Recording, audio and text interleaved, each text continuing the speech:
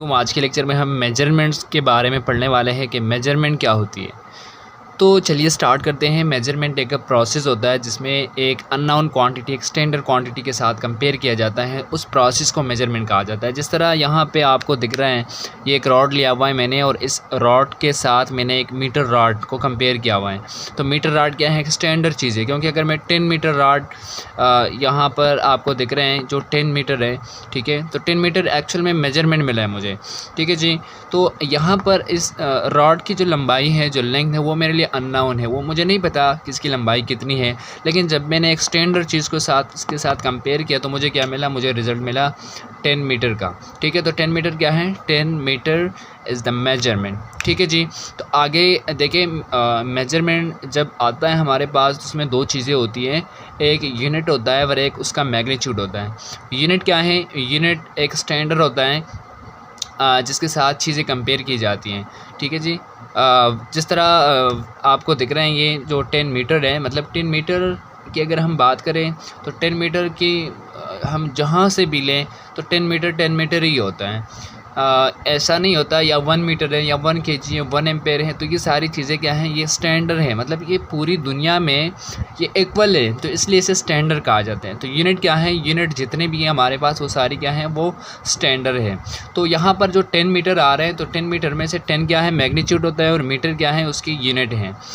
अब आगे देखते हैं कि मैग्नीट्यूड क्या है। जिस तरह मैंने पहले ही बताया कि जो यूनिट के साथ जो नंबर यूज़ होता है इसी को मैग्नीट्यूड कहा जाता है। तो मैग्नीट्यूड क्या है? एक नंबर होता है which are use with units, ठीक है जी। अब आगे देखते हैं क्वांटिटीज़ के बारे में कि क्वांटिटीज़ क्या होती हैं। अब देखें यहाँ पे जो ज़्यादातर स्टूडेंट कंफ्यूज हो रहे हैं कि क्वांटिटीज़ को 2 कैटेगरीज़ में डिवाइड किया हुआ है, जिस तरह physical quantities and non physical quantities. और यहाँ तो मैंने डायरेक्टली जो साथ है उसमें जो पहला है वो है लेंथ, ठीक है जी। लेंथ क्या है? एक बेस क्वांटिटी है। लेंथ की यूनिट क्या है? मीटर, और इसके सिंबल क्या हम लिखते हैं? एम, ठीक है जी। अब दूसरी क्या है? वो है मास। अब मास की यूनिट क्या है? किलोग्राम, ठीक है जी, किलोग्राम। और ये भी याद रखिए कि ये जितनी भी यूनिट्स यहाँ मेंशन हैं ये एसआई यूनिट्स हैं, और एसआई पे हम आगे लेक्चर देने वाले हैं कि एसआई सिस्टम या एसआई सिस्टम की जो यूनिट्स है वो क्या है, इसका क्या मतलब है। तो मास की यूनिट क्या है? किलोग्राम, और इसकी सिंबल है केजी। और टाइम जो है ये भी एक बेस क्वांटिटी है, और इसकी यूनिट क्या है? सेकंड है, और इसका सिंबल क्या है? एस।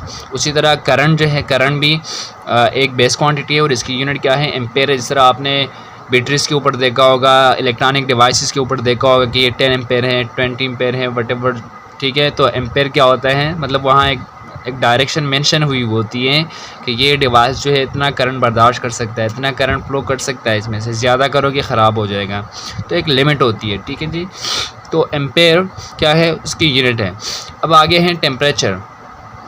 तो टेम्परेचर क्या है? एक बेस क्वांटिटी है, और इसकी यूनिट क्या है? केल्विन। बहुत सारी यूनिट्स इस तरह सेल्सियस है, फ़ारेनहाइट है, लेकिन केल्विन क्या है? इसकी एसआई यूनिट है, और एसआई यूनिट पे हम लेक्चर देने वाले हैं आगे। सिंबल क्या है इसका? क्या है? Luminous intensity, candela. Luminous intensity क्या है? मतलब जब किसी भी लाइट सोर्स से जो रेडिएशन निकलती है, ठीक है, उस रेडिएशन को क्या कहा जाता है? लुमिनस इंटेंसिटी कहा जाता है, ठीक है जी, लुमिनस इंटेंसिटी। और उसमें जो एनर्जी होती है वो किसके बराबर होता है? वो तो आप सभी को पता है कि वो आप आगे भी हम डिस्कस करेंगे। इस तरह आपको पता है E=hf, ठीक है। मतलब h क्या है? प्लैंक कांस्टेंट है, और f क्या है? फ्रीक्वेंसी है। तो ये जो चीज़ें हैं ये एक्चुअल में लुमिनस इंटेंसिटी है, ठीक है, कि उस सोर्स से जो लाइट रेडिएशन निकलती है उसकी एनर्जी कितनी है। तो वो जब हम फाइंड करते हैं तो उसके लिए हम क्या लिखते हैं? कैंडेला लिखते हैं, CAD, ठीक है, उसका सिंबल है।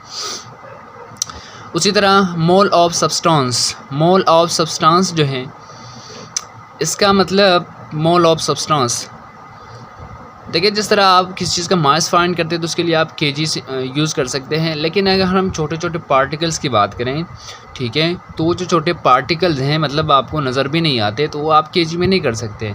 उसके लिए फिर आप क्या करते हैं? आप कंपैरिजन करते हैं, ठीक है, मतलब आप एटम्स के साथ उसे कंपेयर करते हैं और आपके पास एक स्पेसिफिक नंबर आता है। तो मोल ऑफ सब्सटेंस एक्चुअल में वही होता है। फिर आगे डिटेल से इसको पढ़ेंगे। इसका सिंबल क्या है, मोल। अब डिराइव क्वांटिटीज़ पे चलते हैं। जिस तरह मैंने कहा कि डिराइव क्वांटिटीज़ बहुत सारे हैं, ऐसा नहीं है कि सिर्फ 2-3 हैं, लेकिन मैं इसको समझा रहा हूँ सिर्फ कि ये किस तरह हैं। तो डिराइव क्वांटिटीज़ जो है एक्चुअल में ऐसा होता है, फ़र्ज़ करें वेलोसिटी अगर मैं कहूँ कि एक डिराइव क्वांटिटी है, एक्सेलरेशन या मोमेंटम, ठीक है, डिराइव क्वांटिटी है। तो वेलोसिटी में अगर आप देखें तो वेलोसिटी का फार्मूला आप सबको पता है, d/t, displacement per unit time. तो डिस्प्लेसमेंट की यूनिट क्या है, डिस्प्लेसमेंट है तो लेंथ ही है ना, मतलब अगर ये डिस्प्लेसमेंट है तो क्या है, ये लेंथ है, ठीक है, L है। तो L की लेंथ की यूनिट क्या है, ऊपर से हमने पढ़ा कि ये बेस क्वांटिटी है और ये मीटर है इसकी यूनिट। तो ये यहाँ पर हम लिख के अगर मीटर है तो मीन या डिस्प्लेसमेंट है तो इसको हम इस तरह L के साथ लिख सकते हैं, L, ठीक है, मतलब डायमेंशनल अगर हम लिख लें तो ये बनेगा L, ठीक है जी। अब देखिए जी इसके लिए जब हम डायमेंशन लिखते हैं तो डायमेंशन पे भी आगे हम वीडियो बनाएंगे। तो टाइम है तो इसका बनेगा कैपिटल T। तो आप मुझे बताएं कि लेंथ और टाइम जो है ये दोनों बेस में मौजूद है या नहीं, बिल्कुल हैं। तो अगर हैं तो इसका मतलब कि ये चीज़ डिराइव हुई है कहाँ से, बेस से, तो इसलिए इसे वेलोसिटी क्या है, डिराइव क्वांटिटी है। उसी तरह अगर आप एक्सेलरेशन देखें तो एक्सेलरेशन क्या है, वेलोसिटी पर यूनिट टाइम। तो वेलोसिटी का मीटर पर सेकंड था और टाइम ये सेकंड ऊपर जाके स्क्वायर बन गया। तो यहाँ पे क्या होगा, मीटर है तो इसका लेंथ है ना, ये लेंथ, और टाइम का स्क्वायर, ठीक है जी।